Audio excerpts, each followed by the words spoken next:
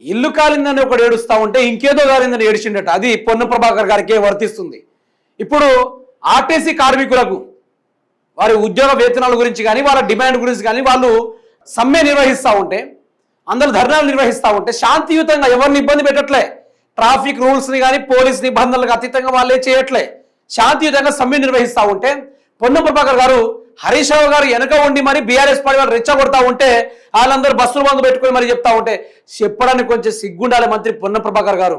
కొంచెమైనా ఒకరు చేస్తా అనుకుందాం, ఇంకొక బ్యాచ్ చేస్తా అనుకుందాం, ఒక డిస్ట్రిక్ట్ చేస్తా అనుకుందాం, రాష్ట్రం మొత్తం చేస్తా ఉంటే అది నీ వైఫల్యం. రోడ్డు రవాణా శాఖ మంత్రిగా ఉండి ఈరోజు నీ వైఫల్యం వల్ల ఈరోజు ఆ కార్మికులు సమ్మె నిర్వహిస్తూ ఉన్నారు. దమ్ముంటే నిర్వహించు.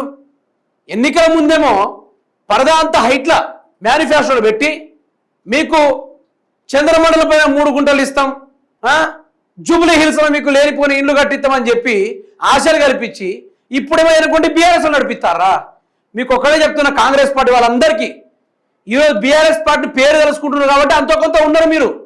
లేకుంటే తెలంగాణ రాష్ట్ర ప్రజలు అందరూ ఏకమయ్యి ఈ కుక్కని ధరతో చూసిర్రా, దానికన్నా అధ్వానంగా తరిమేటోళ్ళు మిమ్మల్ని అయితే బాగా చెప్తాగా తరిమేటోళ్ళు, దాంట్లో తగ్గేది లేనట్టుగా తరిమేటోళ్ళు. ఇక చూడండి వాళ్ళ బాధ చూడండి. ఎక్కడి బస్సులు అక్కడే 6779 బస్సుల డిపోలకే పరిమితం. 1247 హైర్ ఎలక్ట్రికల్ బస్సులను తిప్పిన యాజమాన్యం. రాష్ట్ర వ్యాప్తంగా ప్రయాణికులకు ఇబ్బందులు. డిపోల వద్ద బస్సులు బయటకు రాకుండా అడ్డుకున్న కార్మికులు. ఆయా చోట్ల పోలీసులకు కార్మికులకు మధ్య ఘర్షణ. మొదటి రోజు సమ్మె సక్సెస్. ఆర్టీసీ జేఏసీ చైర్మన్ ఈదురు వెంకన్న. 30% బస్సులను నడిపిన యాజమాన్యం. డిప్యూటీ సీఎంతో మంత్రి పొన్నం ఐఏఎస్ అధికారుల కమిటీ భేటీ.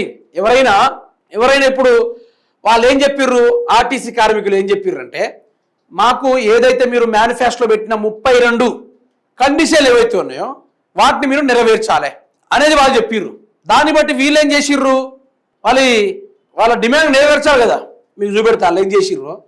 పాపం మహిళలను చూడకుండా నిన్న పరిగిలో ఒక వ్యక్తిని కొట్టిర్రు. డిఎస్పి ఒక వ్యక్తిని చెంప మీద కొట్టి మరి అతన్ని లాక్కెళ్ళిన వైనాన్ని కూడా మీకు నిన్న మనం చూసాము. అదేవిధంగా ఈరోజు మహబూబాబాద్ జిల్లా తొర్రూరు బస్ డిపో దగ్గర వాళ్ళేదో నిరసన తెలుపుకుంటా ఉంటే, సమ్మె నిర్వహిస్తూ ఉంటే ఇక చూడండి ఎట్లా పట్టుకొని వస్తూ ఉన్నారు పోలీసు వాళ్ళు. ఇక చూడండి,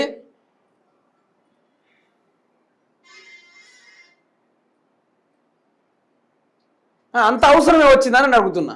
ఏం అవసరం వచ్చింది?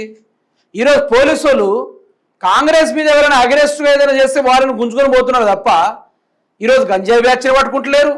ఈరోజు మర్డర్లు, మానభంగాలు, రేపులు ఎన్నో జరుగుతూ ఉన్నాయి. శాంతి భద్రతలకు అసలు ఎక్కడ కూడా 1% వీళ్ళు ప్రయత్నం చేస్తలేరు. అంత ఆగభాగం అవుతూ ఉంటే, తెలంగాణ వ్యవస్థ మొత్తం ఖరాబ్ అయిపోతూ ఉంటే పోలీసు వాళ్ళు మాత్రం, పోలీస్ శాఖ మాత్రం ఈరోజు ప్రభుత్వానికి ఎవరు అగెనిస్ట్గా ఉన్నారో వాళ్ళ మీద మాత్రమే వీళ్ళు జులుంని ప్రదర్శిస్తూ ఉన్నారు. సో పొన్నం ప్రభాకర్ గారు చెప్పేది ఒకటే, అందరి టైం దగ్గరకు వచ్చింది. ఆ టైం దాకా ఎవరు కూడా ఉండరు. మీకు మంచి రోజులు దగ్గర పడని చెప్తారు. నేను బాగా చెప్తాగా.